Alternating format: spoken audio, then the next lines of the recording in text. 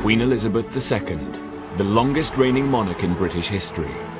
Over 65 years on the throne, yet hers is a reign that nearly didn't happen. I think for Princess Elizabeth, the abdication must have been catastrophic. Driven by duty. My whole life shall be devoted to your service.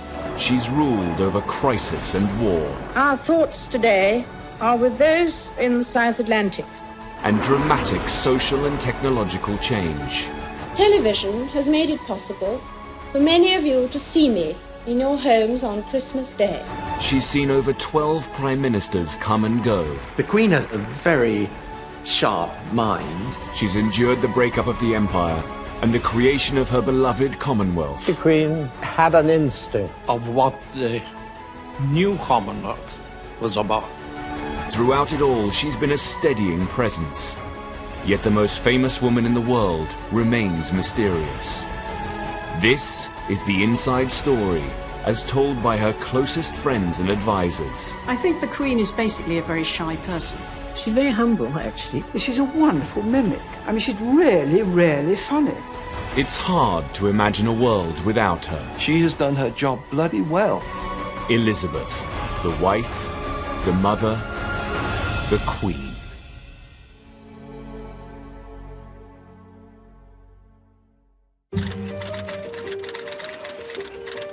In the late 1950s, prosperity and technology was transforming the world and expanding our horizons. All over Britain, people were embracing new possibilities and moving with the times. Meanwhile, the monarchy seemed stuck in the past. My husband and I... The Queen still moved in an insular world, laden with old-fashioned tradition and formality. She needed to change. People were beginning to question not the monarchy itself, but the way it was presented, the way it was maintained, the form it was taking. And it needed to be sort of brought up to date.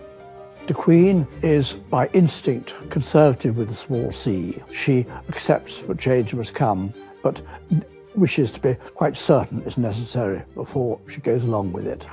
The palace wrestled with the issue of how to show the Queen in a more modern light. And a solution seemed to present itself in the cutting-edge medium of television. 4 years previously, the young Queen had been reluctant to let it into her coronation. But by 1957, television had become universal, and its influence over our lives inescapable. We all had television, and we all loved it, and we discussed what was on, and, it was a completely different world, and it changed overnight. The Queen had little choice but to fight her natural instincts and embrace the technology. It was decided her TV debut would be the 1957 Christmas message. Those closest to her remember it well. Happy Christmas.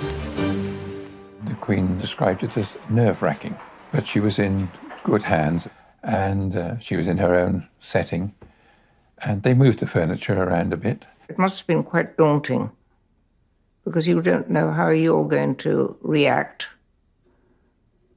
And there's not much you can do about it if it comes out badly. The broadcast was produced by the BBC's Peter Dimmock. My father had asked the Queen if she would use a teleprompter, but she declined because she felt it was much more natural when she was speaking to the nation to speak to them directly without using one. Prince Philip was very much holding her hand in throughout all of this. The Queen was rather nervous, and Prince Philip must also have known that she was rather nervous. He stood behind the camera and made encouraging faces at her, not ridiculous faces, which encouraged her to relax and smile. The broadcast was transmitted from Sandringham House at 3 o'clock on Christmas Day, 1957. 25 years ago, my grandfather broadcast the first of these Christmas messages. Today is another landmark, because television has made it possible for many of you to see me in your homes on Christmas Day. There was the Christmas tree, and there were the corgis, and there was all that sort of stuff, fine, to make an atmosphere of relaxation. But the voice was always, sort of hemmed in. There was a little sort of feeling of claustrophobia about it. One longed for it to open out and it didn't. In the old days, the monarch led his soldiers on the battlefield, and his leadership at all times was close and personal. One can feel the strain when she's doing this broadcast. She's not sitting back and enjoying it. I cannot lead you into battle, but I can do something else. I can give you my heart. She'd got an aura of aloofness about her, which I think is probably slight self-defense. She has never found communication with the public easy. It doesn't come naturally to her. She's not a sort of glad-hander and a natural chatter-up. And so I wish you all, young and old, wherever you may be, all the fun and enjoyment and the peace of a very happy Christmas. Rather than make the Queen appear current, the broadcast had emphasized a feeling that the Queen was remote and out of touch. The palace's plan to show a more modern Queen had backfired. And that wasn't all. In the same year, the Queen's general manner had come under fire in a very pointed magazine article. Personality conveyed by the utterances which are put into her mouth is that of a priggish schoolgirl, captain of the hockey team, a prefect, and a recent candidate for confirmation. The article whipped up a media storm and became national news. The cutting words had been written by Lord Altrincham, a pillar of the establishment. Most of her speeches would greatly benefit from being more natural. All I would like to see is the Queen's own character coming through. The effect will be terrific. The effect at the moment is, frankly, not terrific. The magazine article caused massive outrage from royalists. Lord Altrincham became a figure of hate and was physically attacked on camera. But in society at large, a less deferential attitude towards the monarchy was emerging. If the court is wrong, or if the setup is wrong, or if the functioning of the monarchy is wrong, you have no choice, much as you may dislike having to do it, you have no choice but to criticize the boss. In the 1960s, television was emerging as a powerful tool to reach out to people, but its effect could be unpredictable, especially for a woman who was so naturally shy. It was a lesson the Queen would not forget in a hurry. The 1960s was a defining decade for Britain. It began to free itself from the shackles of conservatism and embraced a new era of individuality and freedom. The stiff and cautious Christmas broadcast had revealed the gulf between Queen and country. Happy Christmas. It was a concern thrown into stark relief by the very modern behaviour of the Queen's younger sister. Princess Margaret and her closest friends seemed to revel in the changing times. Princess Margaret was the height of fashion, the most exciting, glamorous person in the royal family, without doubt. Dazzling person. If she hadn't been a princess, she would have been on stage. We dressed her up as Brunhilde and Mae West. She was a wonderful Mae West. Some of the things she did rather boring, actually. And so it was a relief for her to let her hair done. The Queen was always more, of course, soberly dressed. She's a very, very serious person. She and Princess Margaret are totally different characters. Couldn't be more different, really. Nor could their choice of husbands have been more different. The Queen picked a minor royal with military experience. Princess Margaret's fiancé, on the other hand, was most irregular. Tony Armstrong-Jones was a middle-class photographer. We thought there must be some mistake. Usually they married either royal people or maybe cousins or people from the higher aristocracy, not just a commoner. Princess Margaret's ease in embracing the new decade made her extremely popular. Well, it was sort of beginning of the 60s when everything changed totally. Princess Margaret's marriage made a great difference to the social scene. Made it more liberated, let's say that. That was the beginning of it all, really. Tony Armstrong-Jones's modernity would prove useful to the Queen in the years to come.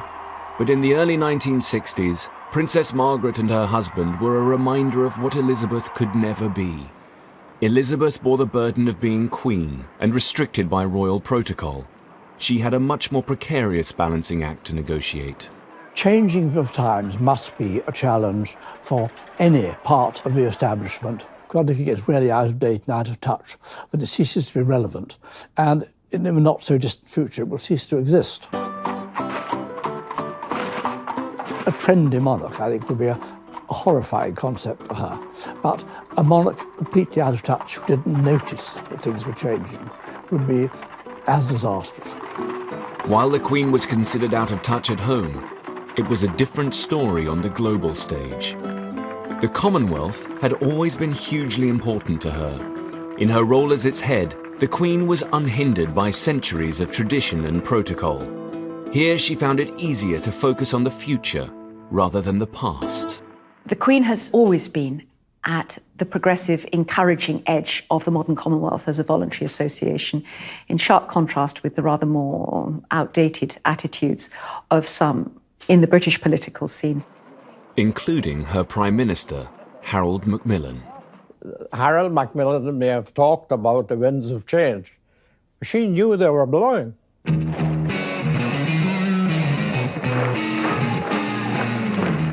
In 1961, the Commonwealth came under threat. The Soviet Union was trying to pick off nations to join their communist cause. And no country was more important to both sides than the leading African and Commonwealth nation of Ghana. There was considerable concern that the Soviet Union might acquire predominant influence in Ghana, which, after all, was seen as, from British perspective, a showcase of successful transition to independence, a strong and vibrant nation under a charismatic leader who had extraordinary influence across Africa. The Queen's priority was to visit Ghana in person. There she could exert her own form of soft power over its leader, President Kwame Nkrumah, to make sure he stayed within her beloved Commonwealth and didn't join the Soviet cause. Sonny Ramphel was Commonwealth Secretary-General. The Queen had an instinct, a real understanding of what the new Commonwealth was about. She wanted to be a real part of the Commonwealth. To do that, you had to be seen, you had to mix, you had to mingle. But just weeks before the Queen's visit, violent opposition and unrest was brewing in Ghana. The Queen was due, and the idea was to prevent her coming and to say that the country was unstable. They resorted to terrorism. The government discussed cancelling the Queen's trip, but she was adamant she must go. Macmillan wrote in his diary at the time, "She is impatient of the attitude towards her to treat her as a woman, a film star or mascot. She has indeed the heart and stomach of a man. She loves her duty and means to be a queen and not a puppet." The Queen's determination forced the government to concede. The whole of Ghana was lit by her coming. On November the 9th, 1961, the Queen arrived in Ghana. 50,000 Ghanaians were at the airport, led by President Nkrumah. There was, of course, the Ghana Army. Put up an impressive parade. It was big. Up to that point, she'd been a mythical figure to me. My father was invited to the reception of the Queen in our regional capital. It had the biggest crowd he'd ever seen. My father said Kwame Nkrumah himself was carrying the umbrella behind the Queen. This old man there said, yes, now I see what she really is. She's not a chief. She is the chief of chiefs. That's why Nkrumah was carrying the umbrella behind her. I thought he put it very neatly. Nkrumah looked up to her as a superior leader. By establishing a personal relationship with Ghana's leader, the Queen had ensured this important country remained a steadfast member of the Commonwealth, away from the Soviet Union's influence. People admired the courage that is called for. Bon voyage, it's time to leave. The Queen is the mainstay of the Commonwealth. If she had not given it her wholehearted support and love, it would have wilted on the vine.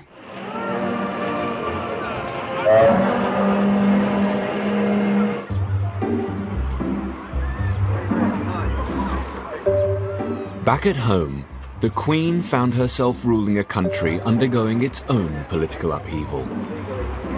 Throughout her reign, she'd held weekly audiences with her prime ministers, and so far they'd been conservative and aristocratic. Then, in 1964, after 13 years of Tory rule, Harold Wilson had led the Labour Party to victory. Her new prime minister was a socialist, a Yorkshireman from an ordinary middle-class family. How would the Queen fare with her first Labour prime minister? They had a good deal in common, and I think that while it began with him being quite shy, indeed he asked if he could bring his family, his two sons, with him when he was first appointed as Prime Minister to the actual ceremony. Far from that being a drawback, they were grown up. It was an advantage. The Queen has always loved family, and that meant that Harold and she had an immediate basis for, as it were, having a relationship, a friendship with one another. Gradually, the length of time he spent in the weekly audience moved from the traditional 20 minutes, which is all you get if you're an unpopular Prime Minister with the Queen, actually moved towards nearly an hour. And both the Queen and the Prime Minister hugely valued that. My father turned up on one occasion for an audience and found that the Queen was with the very young Prince Edward and was teaching him how to rub his chest and pat his head at the same time. So my father was brought in on the exercise and was asked to join in. The Queen is well known to speak in a fairly direct way. She can be quite down to earth in the way she speaks. Harold was also quite a direct man who spoke the language of where he came from, which was Yorkshire. And that was another bond. Harold Wilson was able to provide the Queen with a useful insight into her people and her country. I think the Queen found it very interesting that my father had come from a much more normal background than some of his predecessors as Prime Minister. And I think the Queen found it useful to talk to him about how normal people, ordinary people, lived. The Queen enjoyed Wilson's company, despite their social differences. Every autumn, the Queen and the Duke of Edinburgh invite the Prime Minister of the day up to Balmoral for a weekend. The Queen drove my parents around herself, where they went in and they had a nice informal cup of tea with the Queen, brewing the tea, and both the Queen and my mother are doing the washing up afterwards. Once when Harold Wilson was staying at Balmoral, they were on the moor together and the rain came down and they got soaked and they were photographed. And the Queen gave him a photograph showing the two of them soaked on the moor together. And he loved it, he treasured it, he put it in his wallet and he carried it around with him until he died. This close relationship with Wilson had a growing influence on the Queen, and it helped her in the process of developing a more modern monarchy. He always spoke of the Queen with great respect, but also in terms that were human. He was a key figure in his relationship with the Queen in the gradual evolution of the monarchy into what one might call a democratic head of state, which the Queen has very carefully been, regardless of the party of the person who happens to be a Prime Minister. The Queen was taking steps in the struggle to become modern. The close personal relationship she built with leaders both at home and abroad helped her keep up with the changing times. And these relationships would be particularly important when the Queen's most trusted mentor passed away.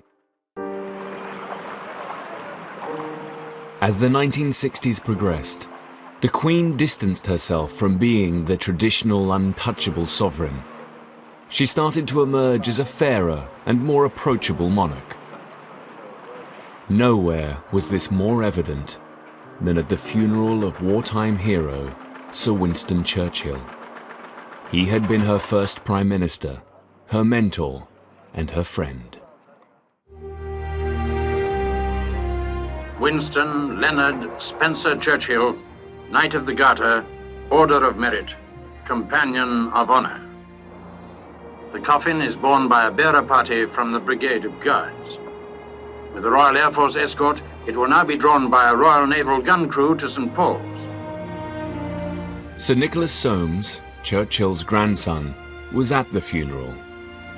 My grandfather unreservedly worshipped. He loved the Queen. He really loved her. He'd been a figure in her life since she was a child, since she was a very small child. All her life, really. And then he was her first Prime Minister. The procession starts when Big Ben strikes 10:15.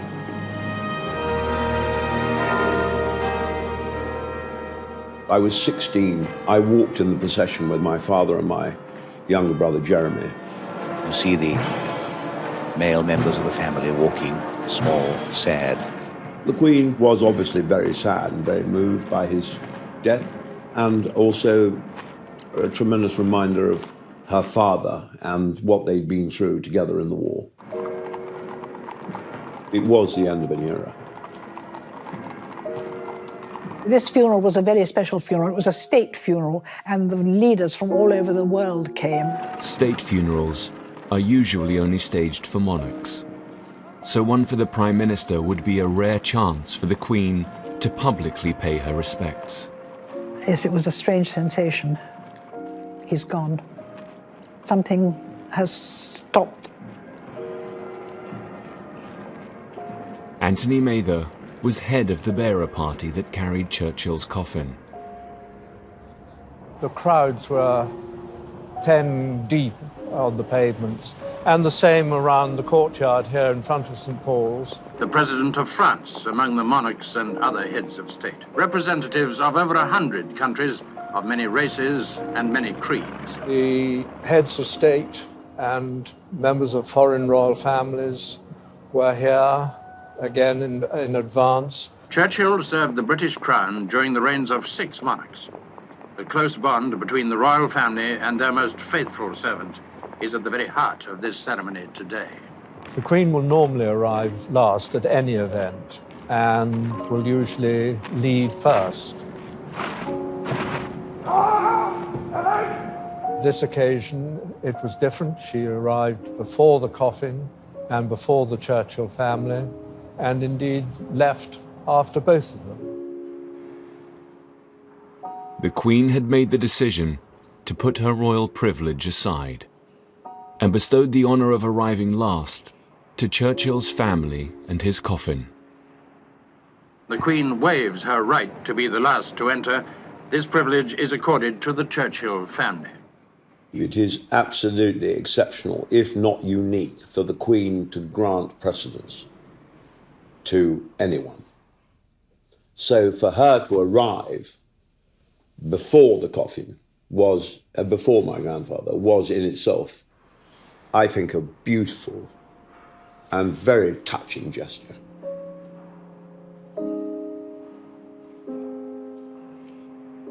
Churchill's funeral had shown the Queen could dispense with royal protocols on special occasions. Yet some traditions the Queen held on to more tightly, and she could be formidable in her protection of them. Even the humble postage stamp. When anti-monarchist Tony Benn became Postmaster General, he launched an appeal for a new set of stamp designs. It was an exciting prospect for young designers of the time, like David Gentleman. I wrote saying that they should have more interesting subjects, and also that they should have no Queen's head. I'd already discovered that fitting the Queen's head on was a really ticklish problem. It would be better left off. The Queen's head on the stamps, which some of the designers objected to because it took up so much of the space of the stamp for their own art to be pushed into the corners. They pressed Tony Benn, when he became Postmaster General, as a well-known radical and a well-known Republican radical, into changing the design of the stamps. I'd been commissioned to do a set of stamps for the anniversary of the Battle of Britain. The key thing about this is that only one of them has the Queen's head on it. When the post office heard about it, it was absolutely aghast. Yet Tony Benn wasn't deterred. He was sure he could persuade the Queen to break this 120-year-old tradition. Tony Benn was going to have an audience with the Queen anyway about stamps in general, and he took my designs along with him. Normally a Postmaster General will get 5 minutes, shake hands, show the stamps and disappear. But I took the Gentleman album with me, And she was on a chair, and I sat on the floor, and I opened this, and she'd never seen them before, of course. The Queen genuinely rather liked Tony Benn. He's a very attractive character, but I think she undoubtedly felt that he was a somewhat dangerous one, a slightly maverick figure, and viewed with some suspicion any idea which he was identified with. She looked respectfully at the designs he put that Tony Benn spread out all over the floor around her, because he was relieved to discover that the Queen was quite happy with the idea of reading the designs from off the floor and not from a carefully arranged portfolio. And so he was very happy. He left the palace in a euphoric state of mind, thinking that he had won this great battle. Well, he hadn't. So I said, oh, thank you so much. They leave the album. I said, I don't think I will. So I took it away. The time it took me to get from Buckingham Palace to Monarchy again, the Palace had rung number 10. Number 10 had rung my department and told me it couldn't be done. Tony Benn had seriously underestimated the Queen's readiness to change this particular tradition. In a very quiet way, the palace understood that this was very fundamental, that constant reiteration of our being a monarchy, which you get again and again every time you stick a stamp on, was something that was really very crucial. And they were determined not to yield. But the Queen, as the person who actually saw her minister, in this case Tony Benn, was not prepared to be put in a position of saying no to an elected government.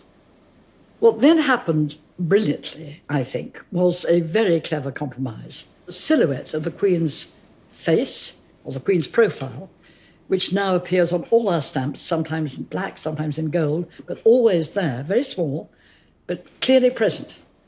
Since then, the design of British stamp has been fantastic. The Queen understood the importance of royal symbols. Yet her role wasn't only symbolic. As an increasingly modern Queen, there were times when a more personal approach was needed. Never more so than during a national disaster. Death is no stranger to the mining communities of Wales. They've had to make a place for it in their philosophy. But a disaster such as this is beyond any limits of experience or acceptance. At 9:15 a.m. on the morning of the 21st of October 1966, the Welsh mining village of Aberfan suffered a terrible tragedy. Then 23 years old, medical student Mansell Aylward was one of the first on the scene. I arrived in Aberfan just before 10 o'clock. All I could see was these huge swathes of what looked like lava. You know, when you see a volcano erupting and there's slow, but not hot, cold stuff coming down the side of the mountain with large stones in the middle. A catastrophic landslide had destroyed the village and engulfed a school. Mansell's own relatives were among those they hoped to find alive. They'd be digging and somebody would blow a whistle or shout and everything would stop. And there'd be silence and we were waiting to see if we could hear anything.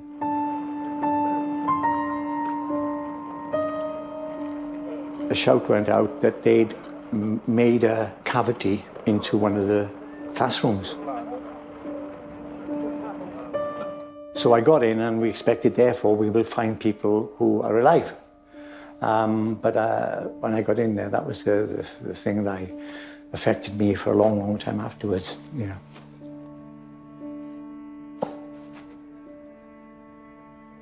I still feel that.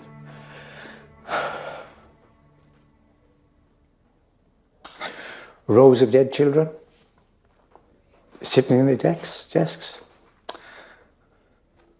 I don't want to go into any great detail because I know the parents of those children are still alive, some of them. And to make matters more emotional, their teacher was in front of them, dead, with his arms out, you know, trying to protect them.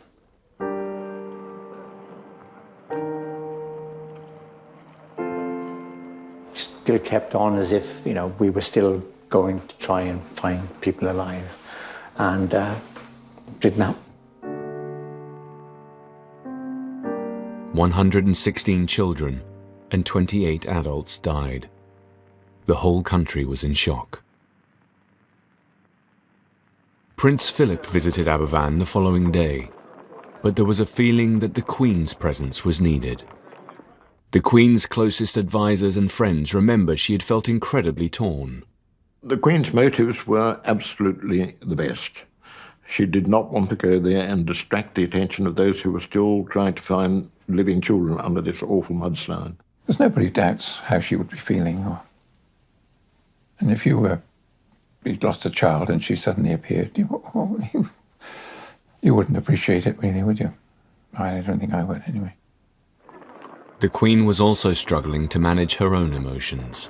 She seems in some way to feel things too strongly, as if she'd rather run away from it. If you're Queen, you have to be able to contain yourself. I mean, we can all burst into tears whenever we feel like it, however embarrassing it is, but that's something they simply cannot do. Is that inherent in her nature? Is it something she has cultivated along with the stiff upper lip? We know that she has talked to friends about her words being inadequate in a really tragic situation like that. It must be impossible. I don't know how they do it, frankly, because they have emotions like we all do. It must be very, very hard. 8 days after the disaster, the Queen visited the destroyed village. Mansell's cousin had died in the school, and he had just attended the funeral. She arrived in a car, and the people were just, they weren't lying in the streets in the sense of, they were just there, and the rubble was still there, and the damage was still there. I was very near. She looked very somber and sober. Aloof, perhaps, to some extent.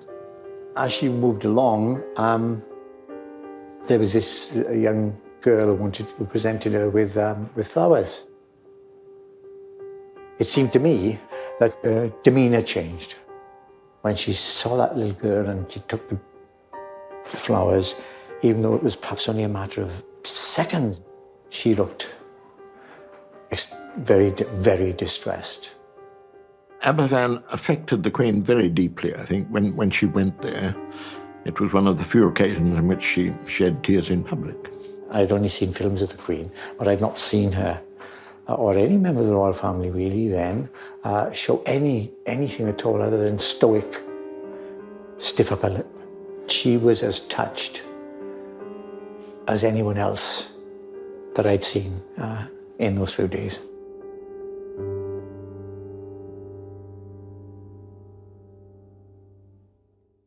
I think she felt in hindsight that she might have gone there a little earlier.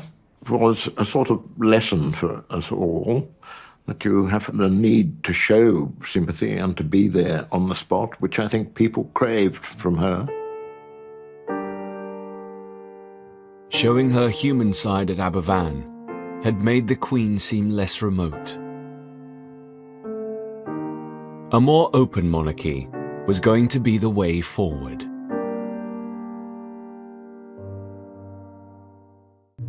Although the Queen had shown that on occasion she could connect with her people, her public image still remained largely formal and conservative.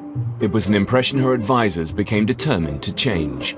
And by the late 1960s, it became clear to most of them that their most powerful tool would be the press. Well, Richard Colville was the first press secretary that the Queen had. And I think it's probably true to say that he and the press didn't always altogether get on. In fact, we always used to call him the abominable no man because he said no to everything that was suggested.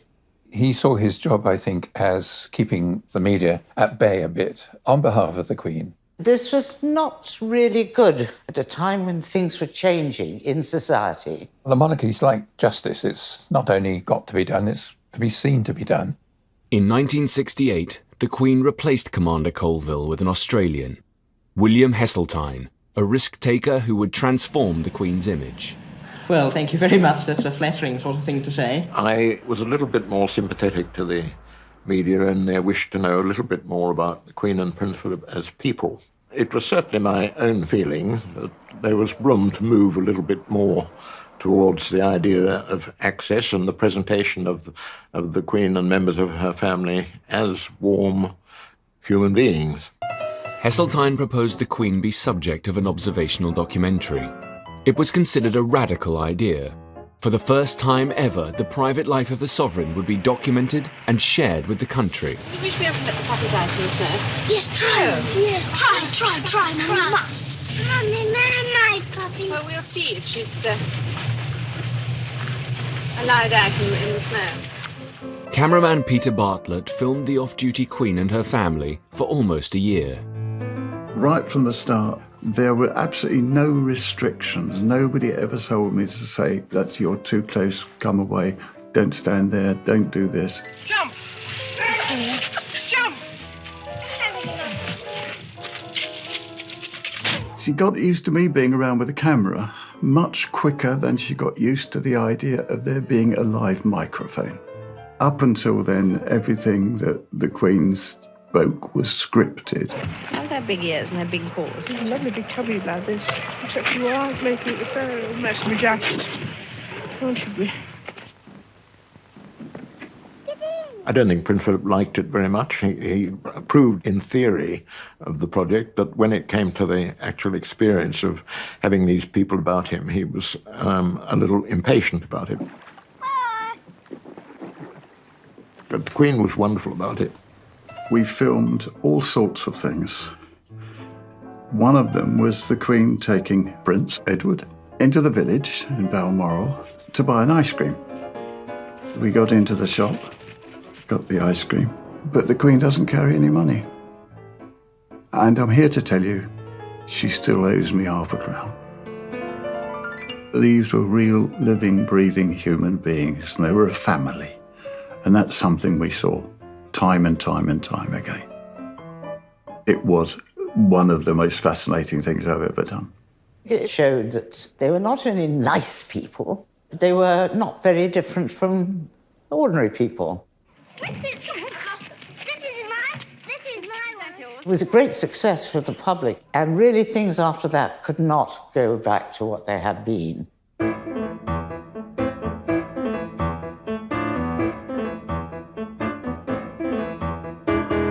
But the documentary was not a great success with the old guard of royalists. With monarchs, you want to feel there's a mystique, there's a mystery, there's something above all that, you know. And I don't necessarily want to see them barbecuing sausages by the, or flicking away mosquitoes. That's not what monarchs do. I mean, I know they do, but if you see what I mean, they don't. And so I was really against the film, and I don't think it was a good idea. And looking back on it, I still don't think it was a good idea. I was never allowed to forget it. There were 3 private secretaries who were senior to me in the royal household, and I think to a man they were very wary of what was going on and pulled the reins in on me from time to time. I think he really knows it better than anybody. The documentary was never aired again at the palace's request, and the doors to the Queen's private life were firmly shut. Hang out on the programme. Anybody else want any carrots? Later that same year, Elizabeth would try a different approach, one which would ensure a more accessible Queen, but retain an element of mystique, a style that embraced modernity, but didn't dispose of all royal tradition. And it would be put to the test during Prince Charles's investiture. It all started over 6.5 centuries ago, when Edward I said at Carnarvon, "I give to you a prince." The investiture was a really extraordinary occasion in 1969. And it was a sort of strange pseudo-medieval ceremony. A descendant of the blood of the ancient Welsh dynasties, even of the great Llywelyn. Princess Margaret's husband, now Lord Snowdon, was responsible for modernising this archaic event. Lord Snowdon, Constable of Carnarvon Castle, offers the key.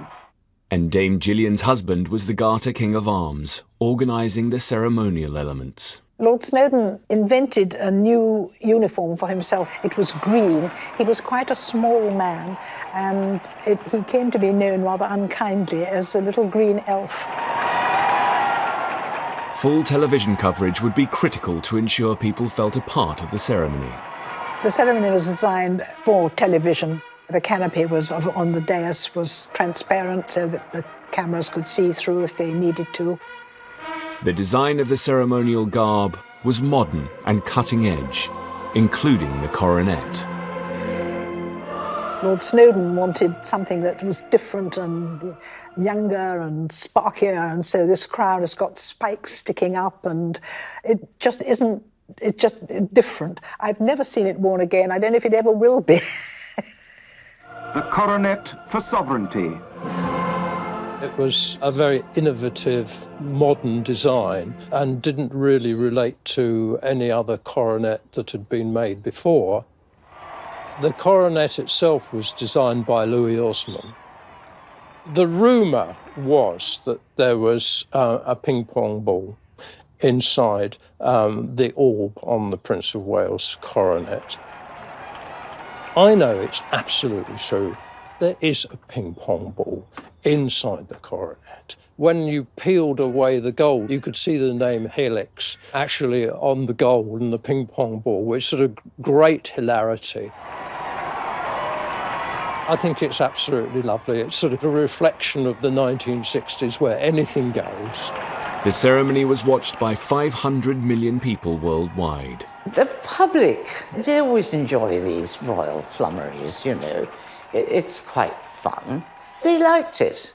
In a way, it was important that the royals did that because it did make ordinary people feel part of something bigger than themselves. And what does this all mean? Is it just an out-of-date, meaningless formality? Or has something important happened? It was wonderful. It was exciting, it was stimulating, it was fun, and it was a mixture of the old world and the new. Still at Carnarvon, it has been an impressive and a moving day. Although the Queen's previous attempts to connect with her public had been met with varying levels of success, the investiture was a victory. I thought it was wonderful. It brought out the great romance of Wales. It did an immense amount of good to the monarchy, and it was a tremendous success. In the 1970s, Britain was going through tough times. The winter of our discontent. The days of the Empire were long over. Even the gravediggers went on strike. And Britain was no longer the global superpower. We were just one of many. I think people are getting to a stage of feeling a failure after having been such a great power in their own right. The Queen would have to play a part in leading the country through this turmoil and help establish a new, more positive Britain. But as she approached 50, her popularity was waning. The problem for a monarch is that everyone likes a very young, glamorous monarch. Everyone likes a very old, supposedly wise monarch. But there's a period in between in which people get rather bored of the monarchy. But in the 1970s, being glamorous was not the Queen's priority. It was to provide the country with a sense of stability. She would start in 1972 by showing her support for Britain's entry into the European community with a visit to France. From Paris, it was en temps cordial all the way of the state visit by Her Majesty the Queen and Duke of Edinburgh. With the European Common Market just around the corner, the tour should cement our trade and friendship even more. Yet throughout her 5-day visit to Paris, the Queen had another, more personal matter on her mind. Her uncle, the Duke of Windsor, was dying from throat cancer. Confined to his home in Paris, he was hooked up to drips and bedbound. The Queen would visit the Windsors' home to say a final goodbye. But first, she had to make small talk with the woman reviled by many in her family. She called in and had tea with the Duchess of Windsor. The dogs jumped up, which rather annoyed the Queen because the Queen doesn't like badly behaved dogs. And they talked about anything and everything except the one thing that was on everybody's minds: the poor man dying in his room upstairs. Riddled with cancer, the Duke's strength was fading. The Queen went up to see the Duke of Windsor. With great difficulty, he rose from the chair to give his bow, because after all, she was his queen now, as well as his niece, and it meant a great deal to him that she paid him this final courtesy. The Queen made as many reconciliations with the Duke as she possibly could under the very difficult circumstances. 10 days after the Queen's visit, the man who almost destroyed the monarchy died. It was the end of one of the most difficult chapters in royal history. The Duke's body was flown back to Britain. In a special RAF flight from France, a VC-10 brings the Duke of Windsor's body. 2 days later, Wallis, the Duchess of Windsor, arrived in a frail state in London for the funeral. Her presence would have to be managed with extreme care. The American divorcee had been the reason the Duke had abdicated 36 years ago, leaving the Queen's ill-prepared father to take over as king. Elizabeth's mother had never forgiven either the Duke or the Duchess. There was always going to be a bit of ill feeling, I think, as far as Queen Elizabeth, the Queen Mother, was concerned. It suited her very well, I think, to consider that the Duchess of Windsor had sort of stolen the king and that she was a very evil woman. Overcome with grief and all alone, the Duchess was in a fragile state, and the Queen stepped in to ease the situation. It wasn't, of course, easy because they didn't really know her, and the Duchess was very nervous of the whole business of coming over. She was so kind, the Queen. She is so kind. She looked after her and had her stay with her at Buckingham Palace and made sure that she was happy and comfortable and had the food she wanted and things like that. Hugo Vickers was amongst the mourners at the Duke's funeral, where the Duchess was extremely distressed. The Queen was very solicitous to the Duchess and helped her find her place in the hymn book and so forth, and generally looked after her during the service. She made it as easy as possible. More than that, the Queen soothed all tensions and brought her mother and the Duchess together. When the Duke of Windsor was being buried, the royal family went down with the Duchess of Windsor, and Queen Mother came as well. She wasn't meant to originally, but she decided to come, which was a huge, huge reconciliation. The Queen went even further and asked the Duchess for her final wish. After he'd been put into his grave, the Queen asked, which side of him do you want to be buried on? On one side of the grave, there is a plane tree, and the Duchess thought, well, I was always rather in his shadow during my lifetime, so that would be the side for me. Also, she used to collect the leaves of the plane tree which used to fall in her garden and place them on her dressing table. And she thought, well, no one's ever going to put flowers on my grave. So it would be nice if the leaves of the plane tree fell onto my grave. And that's the side she was buried on in 1986. The Queen had helped heal a wound that had festered in her family for decades. And this ability to lead the way through turmoil and strife would be tested over and over again throughout the 1970s.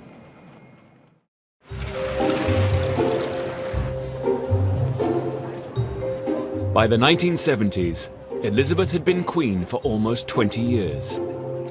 She was well versed in opening buildings, meeting officials, and avoiding controversy.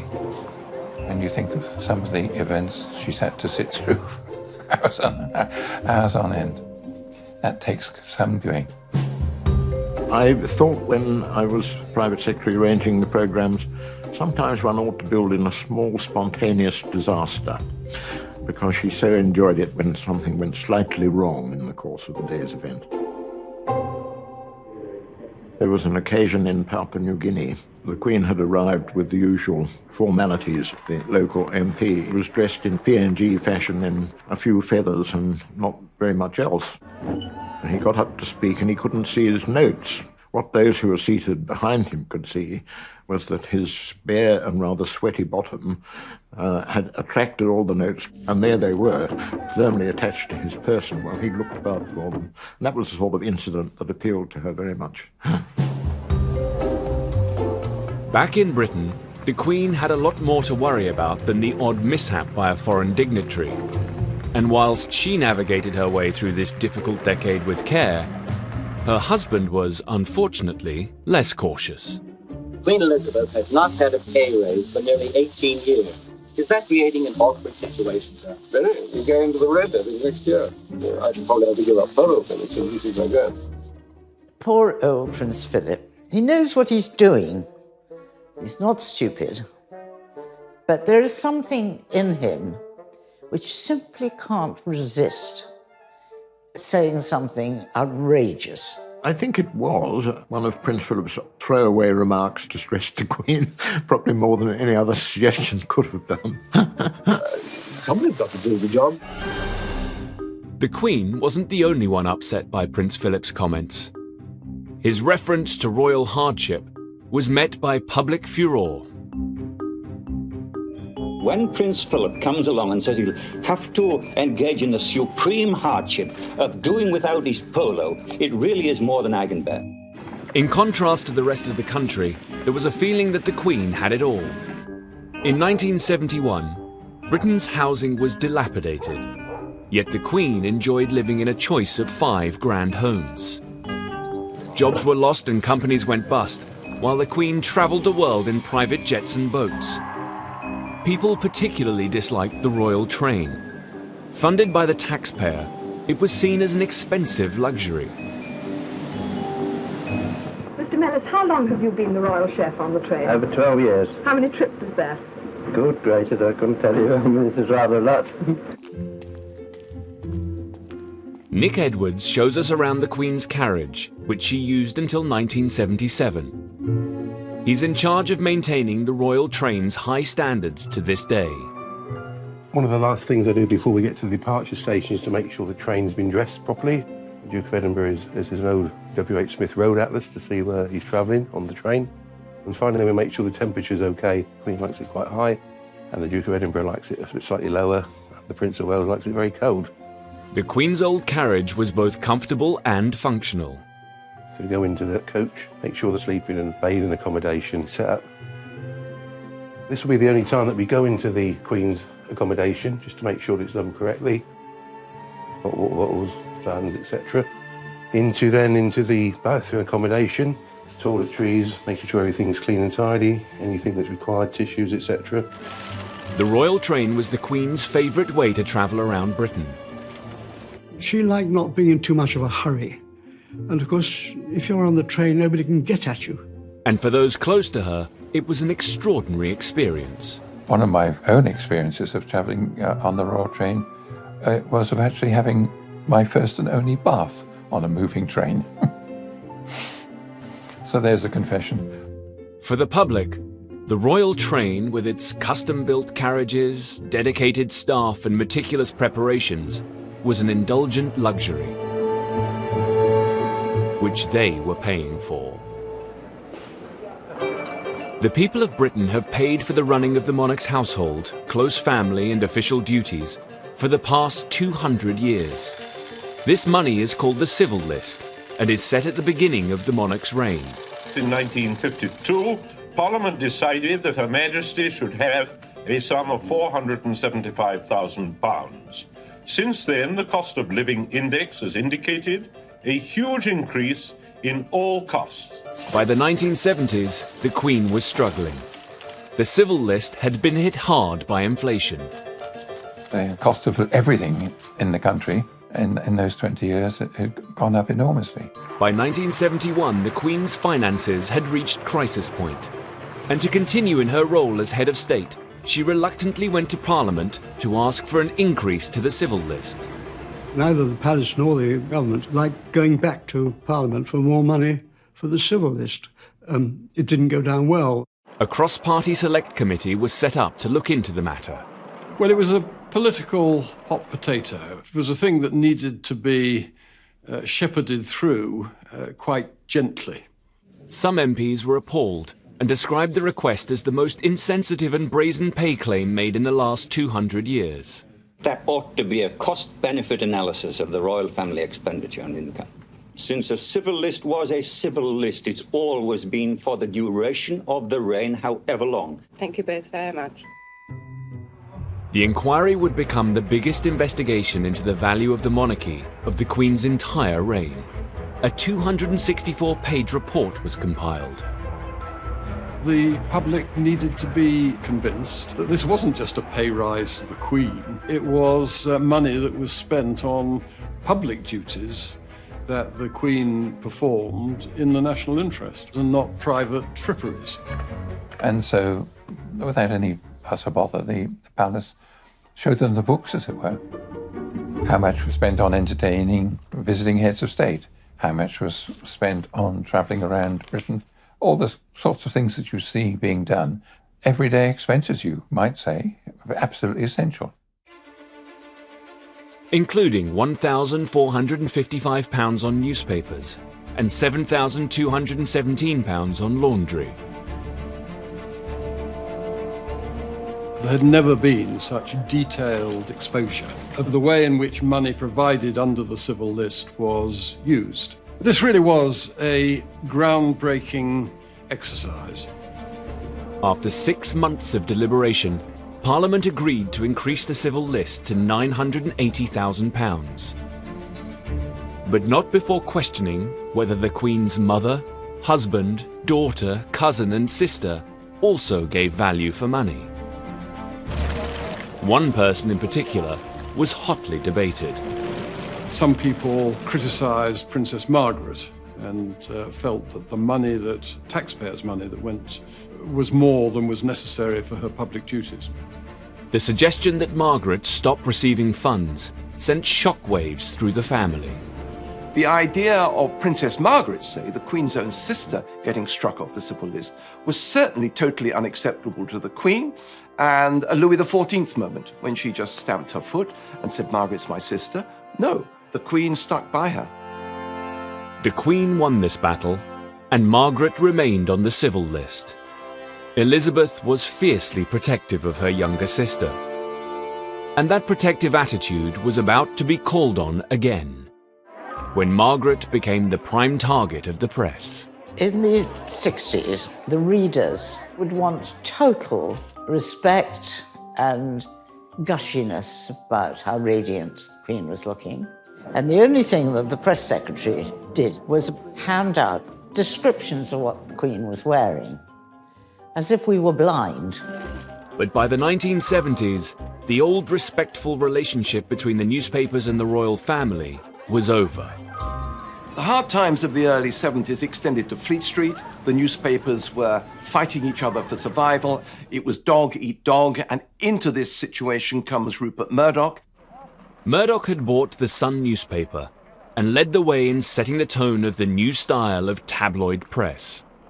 Murdoch, of course, changed everything. And one of the things that he specialised in was being cheeky to the royals. And everybody loves gossip. He just saw how royal stories could sell newspapers, just as he exposed women on page 3 in other parts of the paper. He took to exposing the royal family in another way. The new hunger for scandal and gossip served only to exacerbate a difficult situation in Princess Margaret's private life. 10 years after she had married photographer Lord Snowdon, their relationship was on the rocks, and Fleet Street was awash with tales of extramarital affairs. People knew all about the rumours of her having affairs, and it was partly because she looked like a woman who'd be having affairs. But there is always denial. What did she say about the rumors? We didn't talk about that at all. Not at all. It was very awkward for the Queen. She realised that Princess Margaret's marriage was pretty difficult. And so she sort of stepped in. Children used to go and stay with her a lot and did our best to make it better for Princess Margaret, I think. The situation became increasingly difficult when Lady Glenconner and her husband introduced Margaret to a man 17 years her junior, Roddy Llewellyn. I remember being on the doorstep when Colin drove back, and Princess Margaret and Roddy were sitting in the back seat, more or less holding hands, and I thought, heavens, what have we done? Roddy Llewellyn was A nice, dim gardener, but he came from quite a good family. Anyway, she was having it off with him. In an effort to keep their affair under wraps, Margaret and Roddy spent time together on the private Caribbean island of Mustique. It was a boat hole, let's say. You know, she adored it. And went there whenever she could. It was like a house party, and there was always some exciting thing going on. She was centre of attention there. There were quite a lot of young men hanging about. But by the mid-1970s, a new breed of Murdoch-inspired photographer found a way onto the island. Suddenly, it's paparazzi, it's celebrity culture. And in the celebrity culture, the pop stars and the actresses, the royal family are the biggest game of all. So what you really want if you're a newspaper editor is you really want a picture of a royal in a compromising position, because that is going to triple, quadruple your circulation. On February the 22nd, 1976, the News of the World published a picture of Princess Margaret cavorting with Roddy Llewellyn. This photograph of her with a younger man on a Caribbean island, soaking up the sun, apparently as lovers, at a time when the rest of Britain is suffering 3-day weeks and that sort of thing. It was a game-changing moment. It did produce a rather a press frenzy, as it were. And I think that must have been very difficult for them. Well, Snowden, can you tell me what's happened today and what you have to say about what happened? It was terrible, really. She didn't have an easy life. It may have been part their own fault, but you know what I mean. Less than a month later, the palace announced the separation of Princess Margaret and Lord Snowdon. The Queen was probably quite distressed because it was quite unusual in a way for the times we lived in then.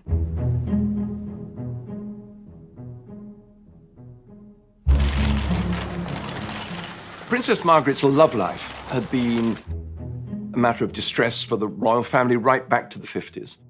The royals did not get divorced. The royals were perfect. The royals didn't have marital problems.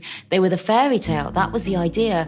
And affairs and divorces and being exposed, scandal in the newspapers, it pretty much brought them down to everyone else's level. The fact that there was a divorce did change a lot of things, because if you remember, people who were divorced weren't allowed to, go to the garden party. They weren't allowed into various bits of royal ascot. You weren't allowed as a divorcee near the royals. Well, of course, when the Queen's sister divorces, so they had to forget about all that. It changed a lot of protocol. Divorce from the early years has been the bugbear of the Queen's reign, from the abdication through Margaret. Yet the Queen was torn. Margaret's happiness was also very important to her. It was difficult with the Queen, and I felt rather guilty always, having introduced Roddy to Princess Margaret. But after Princess Margaret's funeral, the Queen, she said, I would just like to say, Anna, it was rather difficult moments, but I thank you so much introducing Princess Margaret to Roddy, because he made her really happy. Margaret's love life shattered the image of a stable and loyal royal family. And that, combined with the outcry over the Queen's finances, was making this the Queen's rockiest decade yet. In the 1970s, Britain was in desperate need of stability, which the monarchy was struggling to provide. Now, as the decade progressed, Queen Elizabeth turned her mind to offering the country a more certain future, and she hoped that her heir, Prince Charles, could help. The solution that the royals, that the politicians, that the courtiers have to all the royal problems, to all the problems of the 70s, is that Charles needs to get married. And this is about stability, it's about keeping the generations going. Well, Prince Charles had made himself a bit of a hostage to fortune because he had speculated that about 30 would be quite a good time to be getting married. The Queen was anxious about who he was going to marry. And so the search began to find Charles a suitable wife. The Queen's concern, any mother's concern, is that they're going to pick somebody who's going to make them happy or to make each other happy. Yet Elizabeth wasn't only a mother. She was the Queen. She would want the future king to show restraint and not develop the womanizing reputation that had dogged both her uncle and great-grandfather. What the Queen feared most of all is Charles getting a reputation as a man about town, a playboy, lots of girlfriends, having girls, not settling down. Because everyone knew that the prince was incredibly sought after. He was very marriageable. Any amount of girls would be keen to go out with him. It wasn't always easy for Charles. Partly because his great-uncle and mentor was very specific about the kind of woman Charles should be courting. Lord Mountbatten was a very mischievous man. He would set up plots to get Charles to marry who Lord Mountbatten wanted. He did have this problem that she had to be a virgin. You couldn't have the next Princess of Wales to have had any sexual experience whatsoever. And I said to Mountbatten, "You're mad. This is the 70s. There cannot be a virgin in the land." Honestly, I mean, are you going to have tests? The palace fear was that if she wasn't a virgin, there would be forever scores of ex-lovers, coming out, and generally making it all rather sad and tacky. And virginity wasn't the only problem in finding Charles a wife. Some suitable girls, they didn't want to be queen. They had an experience of life as Charles's girlfriend, being followed by the press, their outfits being talked about, their appearance being criticised, and they thought, actually, I don't want this for myself. I'm buying my own lunch. The new media had created an insatiable hunger for gossip, and interest in Prince Charles's love life became a global phenomenon.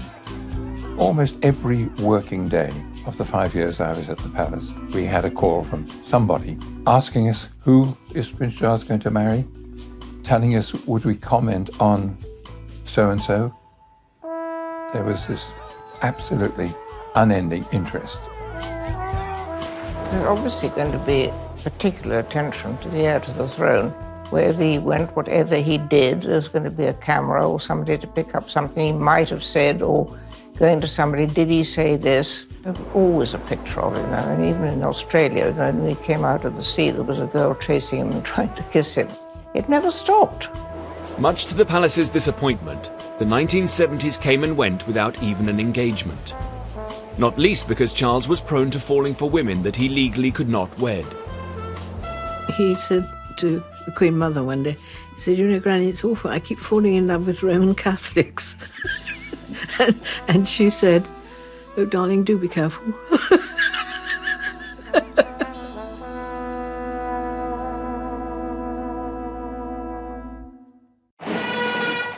Unable to use her heir's marriage to provide Britain with a more certain future, the Queen fought harder than ever to help calm what was an increasingly divided country. And that involved avoiding at all costs getting embroiled in the country's political struggle. They've searched the cellars at every opening of Parliament since the Guy Fawkes plot of 1605. Keeping the Queen out of politics in the 1970s was a job undertaken by Martin Chartres, her private secretary. His counterpart at number 10, Robert Armstrong, remembers. Martin Chartres had been at her side for a long time. He was devoted to the Queen. He used to say he was in love with her, but I think that was an exaggeration. But he was clearly very fond of her, and I think she had a trust in him and an affection for him, which was probably unique. We had become really very good friends. Each of us understood what our role was, protecting the Queen's interest, trying to make sure that she was not drawn in politically. The risk was that she might be called on to use her reserve powers, which allowed her to personally dissolve Parliament and appoint Prime Ministers. But it's the form of power, rather like a nuclear weapon, that never, ever do you really want to use it. The Queen preferred to avoid making political decisions and instead followed the recommendations of her Prime Ministers and the democratic will of her people. And that gives her the opportunity of separating in the public view, of not getting involved, if you want, in the Parliament's debate of the day. In the back of her mind was the knowledge that her ancestors had once overstepped the mark and suffered the consequences. The Queen is the first to know that while she reigns, she doesn't rule. The moment any sovereign started to try and throw his or her weight about in that sense, that would be the end of the monarchy. The Queen's insistence on political impartiality was fundamental to the popularity and survival of the monarchy in Britain. In delivering her gracious speech from the throne, the Queen is taking no part in politics. The speech is prepared for her by the incoming government. Yet in Australia, where she was also Queen, her representative did use the Crown's power to intervene in politics. This very nearly brought the Queen's sovereignty of Australia to a dramatic end. I knew it was a coup. It really was a coup. The most dramatic and lethal event in Australia's political history. In 1975, Australia faced a constitutional crisis. Never seen you fellas up so early. There was a political deadlock in its two houses of parliament. Seriously expect Mr. Whitlam to give ground on this today. Well, we'll find out, won't we? Government funds for all public services had been blocked. With neither house prepared to surrender, the country was being held to ransom. It was over policy, it was over politics, it was over culture, and it was over the sort of country Australia was to be. This was a really intense moment of confrontation, if you like, between the old Australia and the new Australia. While politicians battled to find a way out of the mess, Governor-General John Kerr, the Queen's representative in Australia, was losing faith in the Prime Minister, Gough Whitlam. Kerr hatched a bold and audacious intervention. Sir John Kerr certainly was an egotist. In my view, he had trouble written all over him. And I personally would never have appointed him to be Governor-General.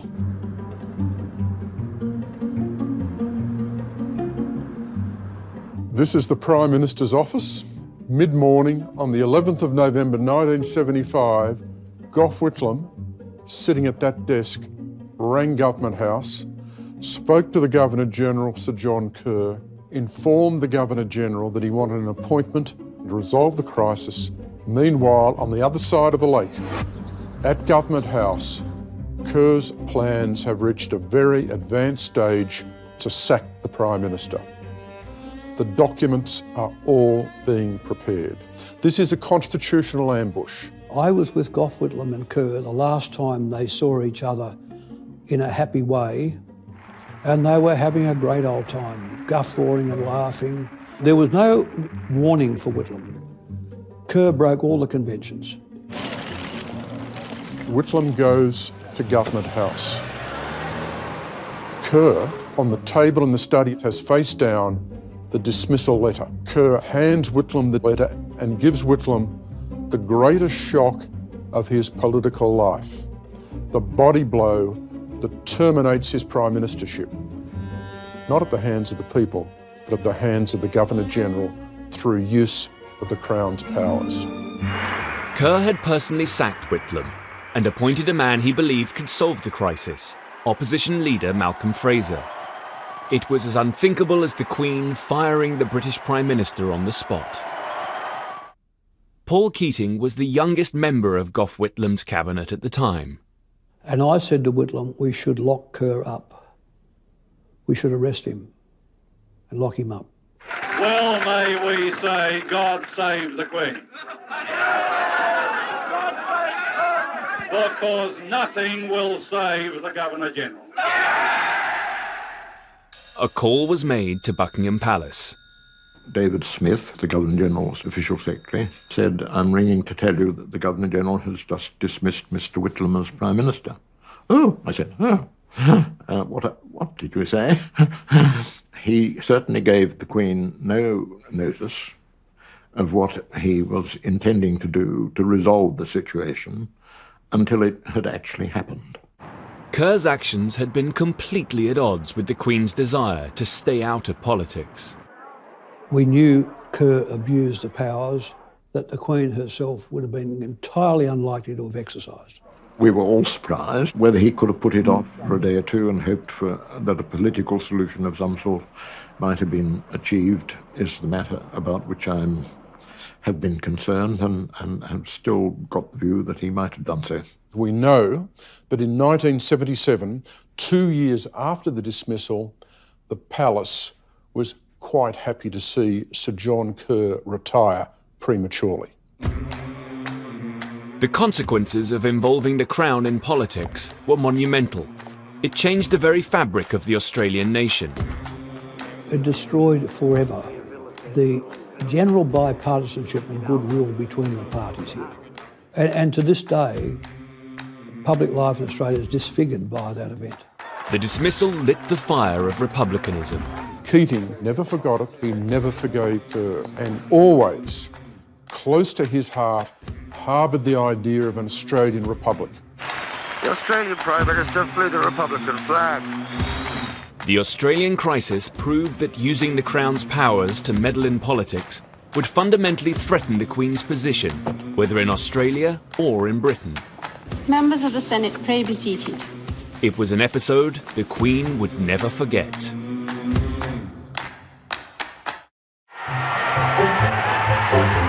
A golden day for the Silver Jubilee. In 1935, the Queen's grandfather, George V, had enjoyed a jubilant year celebrating the 25th anniversary of his reign. But in 1975, as Elizabeth approached her own Silver Jubilee, Britain was still in the midst of a recession.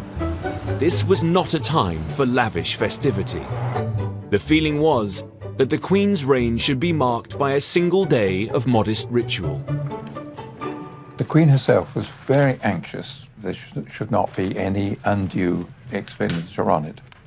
Jim Callaghan, who was the Prime Minister at the time, took the same view that, of course, there had to be some marking of it, some celebration of it, but not at too great an expense. Then in 1975, the Evening Standard published a letter that turned the tide. It called for a Royal Jubilee Festival full of fun, froth and splendour, and received 250 letters of support. It's a marvellous letter, saying in practice that, despite everything, aren't we fortunate in having a Queen and what the royal family means to this country and our history and what we should be proud of and so on and so forth. And that really sort of got people really sort of talking as to whether we might try to have a crack at putting it together. The Silver Jubilee could be an opportunity to get Britain out of the doldrums, bring people together and unite them across their differences. 2 days later it was official. The country was going to celebrate, but not at the cost of the taxpayer. Lord Stirling was put in charge of persuading private investors to foot the bill. In those days, many of our biggest companies were headed by people who'd served in the last war and had a great feeling, obviously, for the defence of the realm and indeed, of course, for the role of the Queen. So the head of a company would sort of say immediately on the phone, great idea, we're behind you, with pleasure, and we'll send you over a cheque. Within about 48 hours, I realised I was on a home run. With the funds secured, the Jubilee Committee spent the next 2 years planning what would be the greatest celebration of the Queen's reign. And there, in letters of fire, E to R. On the 6th of June 1977, Elizabeth braved the elements and officially launched her Silver Jubilee, lighting the first of over 100 beacons that blazed across the country. The bonfires were a way of bringing the whole country together bit by bit by bit, with the Queen right at the centre of it. The beacons were followed by extravagant firework displays, concerts and parades. The Queen was absolutely stunned, amazed by the reception that she got throughout the country, England, Scotland, Wales, Northern Ireland. She said that she had no idea that this would happen. When she smiles, it's extraordinary. She has a most amazing smile, which lifts everybody. But the real success of the Jubilee lay in the 12,000 street parties held across the country. When everything else seemed to be black and strikes and interest rates and what the world thought of us, etc. Those street parties were really quite special. I mean, we love a knees-up. Every now and then, the country needs to have some sort of reason for celebrating. Street parties were thrown even in the more divided communities. In 1977, Anjula Devi and her family lived on Northcote Avenue in Southall, London. We were the only Indians on the street, and it was very bizarre, a little bit frightening. We did feel a little bit isolated. Mostly we stayed in the back garden, hardly ever played in the front garden. The local community was planning a Silver Jubilee street party, but the Devi family had not been invited. On the morning, Dad decided that we were going to be involved because he loved the Queen. He really did. In fact, he had pictures of the Queen. I clearly was horrified when he told me he wanted to make aloo paratha, which is a layered bread stuffed with creamy mashed potato. I wanted to have ice gems and sun blessed bread like everybody else and fit in. Go! And then we came out with these huge flat griddle pans, if you like, and started cooking these parathas. And I just thought, no one's going to eat these, Dad. Slowly, people started to trickle over to see what was going on because they could smell something different. People started to queue up, waiting for this food. And, we started to see smiles on people's faces. And then I actually quietly smiled back because I was thinking, hey, I think I could make some friends here, In this small part of West London, the Silver Jubilee broke down the barriers that had once divided the community. It brought people together who before never even stepped into our front garden and never even really spoke to us. We became a community after Queen's Jubilee. All the children started to play together. And certainly to this day, it's remarkable that the children are actually my brother's best friends now. That says a lot, doesn't it? So it changed things, and that's thanks to the Queen. Queen stepped onto Scottish soil to begin her tour. For a whole year, the Queen attended official celebrations up and down the country and across the Commonwealth. The Queen obviously loves it all, the excitement, the feeling of contact. The Queen's always surprised at the amount of adulation she gets on these occasions. I really think she genuinely is. Because she's very humble, actually. She doesn't expect it. The square is as large as several football pitches, but it seemed all the space was needed for the enormous throng that wanted to see the Queen. The universal affection, the love that was shown to her, it was palpable, it was real. At times it was very, very moving. It was a very tough time, and the Queen's Silver Jubilee really cheered people up. It was wonderful to see that people really love her, but my goodness, she's earned it. The Silver Jubilee wasn't just about having fun. It had a profound effect on the country's consciousness. These were very difficult times, and uncertainty, and people rethinking of what life's about and what are we as a country. The one steady aspect, like a light, through all that fog in that period of time, was the monarchy, and the Queen in particular. It had a steadiness which the rest of the country didn't seem to have at that stage. It set the scene, the Jubilee, for people to be able to rethink and regain confidence again for the way forward. A day of happiness and success for the Queen. A day for Britain to forget her problems for a while and perhaps look at them differently tomorrow. It was nearing the end of an extremely hard decade for the Queen. But it ended with hope, with the coming together of her people with a common cause. Next time, the Queen and the monarchy are riding high. There's the fairy tale wedding of her son, Prince Charles. The Queen was delighted because, he wasn't all that young, Prince Charles. The Queen had never been so popular until an ill-advised TV project in 1987 threatened to bring the good times to an end. I tried to persuade the Queen that it was such a bad idea that she ought to call it off. What did you think of it? This did more damage, I think, than almost anything that happened in my time. Thanks.